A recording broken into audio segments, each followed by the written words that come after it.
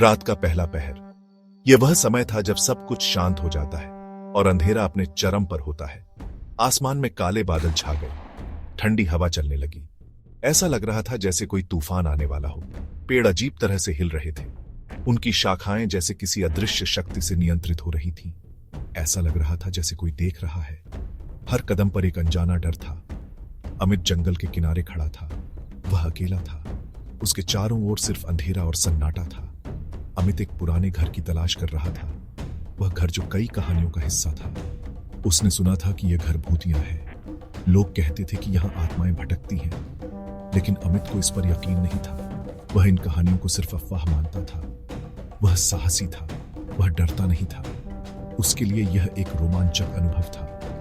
अमित ने अपना कदम जंगल में रखा। उसके कदमों की आवाज सन्नाटे को चीर रही थी। पेड़ घने थे, अंधेरा था, हर तरफ सिर्फ पेड़ों की छाया थी। उसे कुछ दिखाई नहीं दे रहा था। हवा तेज हो गई। उसकी आंखें अंधेरे में कुछ देखने की कोशिश कर रही थी। पेड़ और जोर से हिलने लगे। ऐसा लग रहा था जैसे वो किसी जगह में दे रहे हैं। अमित ने एक आवाज सुनी। वह आवाज बहुत ही रहस्यमय थी। क्या भी था? अमित रुक गया। उसका दिल की धड़कन तेज हो गई। उसने ध्यान से सुनी। आवाज फिर किसी ने फुसफुसाया था। वह आवाज जैसे उसे बुला रही थी। अमित आगे बढ़ा। उसके कदमों की आवाज सुनसान जंगल में गूंज रही थी। हर तरफ अंधेरा और रहस्यमयी माहौल था। आवाज पास आ रही थी। ऐसा लग रहा था जैसे कोई उसका पीछा कर रहा हो। वह एक मोड़ पर मुड़ा। उसकी धड़कनें तेज हो गईं और फिर उसने उसे देखा। एक पुराना घर। यह घर बहुत ही डरावना और रहस्यमयी लग रहा था। यह एक पेड़ के पीछे छिपा हुआ था। पेड़ों की शाखाएं घर को और भी भयानक बना रही थीं। घर बहुत पुराना लग रहा था। उसकी दीवारें और छतें टूट चुकी थीं। दीवारें टूटी हुई थीं, खिड़कें टूटी हुई थीं।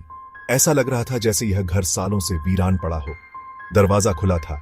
अमित अंदर चला गया। अंदर का माहौल और भी डरावना था। घर अंदर से और भी डरावना था। हर कोने में अंधेरा और सन्नाटा था। हवा में धूल और सड़ांत की गंध थी।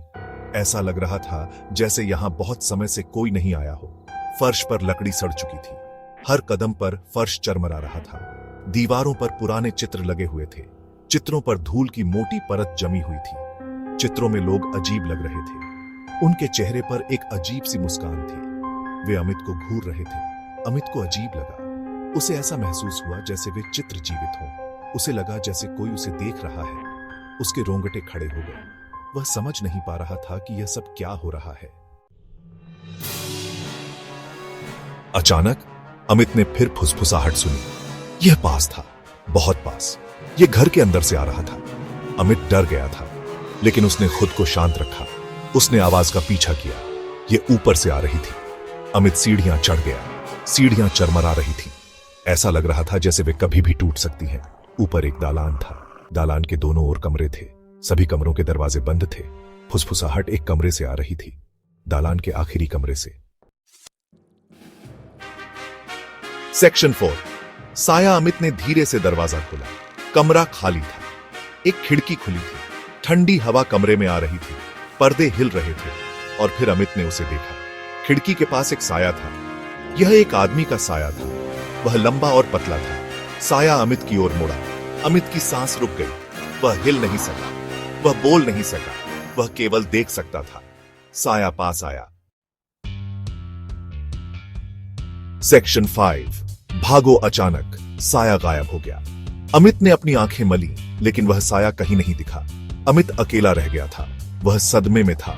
उसके दिल की धड़कन तेज हो गई थी और उसे समझ नहीं आ रहा था कि क्या करे। वह समझ नहीं पा रहा था कि क्या हुआ था। उसके चारों ओर अंधेरा था और हर तरफ से अजीब आवाजें आ रही थीं। क्या उसने सचमुच एक भूत देखा था या यह उसकी कल्पना मात्र थी? वह इस सवाल से जूझ रहा था। अमित और इंतजार नहीं कर सकता था। उसे लगा कि अगर वह और रुका तो कुछ भयानक हो जाएगा। वह मुड़ा और भागा। वह सीढ़ियां उतरा। उसके कदमों की आवाज गूंज रही थी। वह घर से बाहर भागा। उसके पीछे दरवाजा जोर से बंद हो गया। वह जंगल से बाहर भागा। पेड़ों की शाखाएं उसके चेहरे को छू रही थी। अमित ने पीछे मुड़कर नहीं देखा। उसे पता था कि उसे रुकना नहीं है। वह जानता था कि साया उसका पीछा कर रहा था। उसकी सांसें तेज हो रही थीं। वह उसे महसूस कर सकता था। हर कदम पर उसे लगता था कि कोई उसके बहुत करीब है। अमित कभी नहीं भूला कि उस रात क्या हुआ था। वह रात उसकी जिंदगी की सबसे डरावनी रात थी।